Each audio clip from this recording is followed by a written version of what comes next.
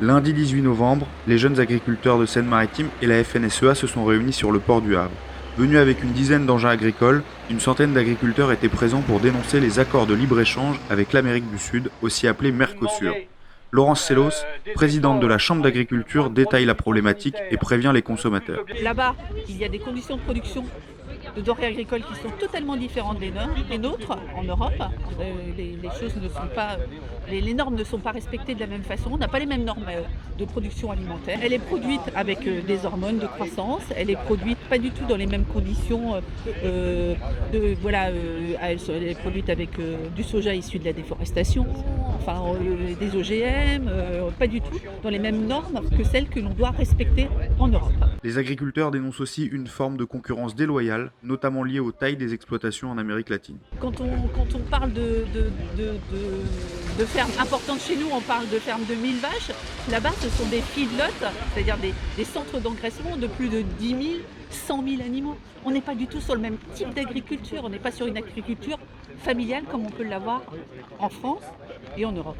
Maintenant, nous, ce qu'on demande au gouvernement et plus précisément au président, c'est qu'il arrive à convaincre entre guillemets ses homologues européens de signer contre cet accord et en tout cas de ne pas signer cet accord comme il est écrit en servant l'agriculture comme variable d'ajustement. Attendu par les agriculteurs, l'ancien Premier ministre et maire du Havre, Édouard Philippe, est venu à leur rencontre. Sans surprise, les exploitants lui ont demandé de se positionner sur ce traité de libre-échange. Voilà, non mais parce que nous, on est en Normandie, on a envie de garder de l'élevage. Non mais on a envie de garder de l'élevage. Aujourd'hui, on le sait tous, les éleveurs c'est en déprise. Et si on nous attaque sur le prix de la viande à cause du Mercosur, ça va continuer. Je pense que là, nous on veut connaître votre position. Si justement vous êtes prêts à nous donner votre aide pour avancer, pour qu'on se batte tous ensemble.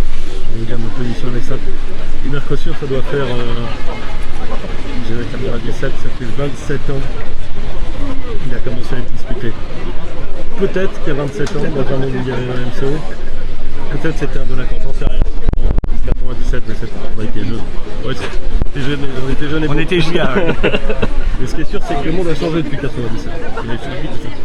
L'OMC est quand même pas en forme, donc on est maintenant dans une multilatérale. L'agriculture française a changé et elle va pas mieux.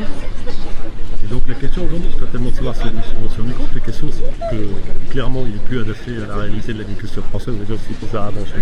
La question c'est plutôt de savoir si on peut avoir aussi un accord de libre-échange, donc c'est un accord de l'Union Européenne. Donc la question c'est est-ce que la France, ça dépend de ça, que grosso modo, une position qui est assez clairement exprimée. La question c'est de savoir si on est capable d'arrêter la mécanique et de trouver des alliés en Europe, Chili, attention, il y a un sujet.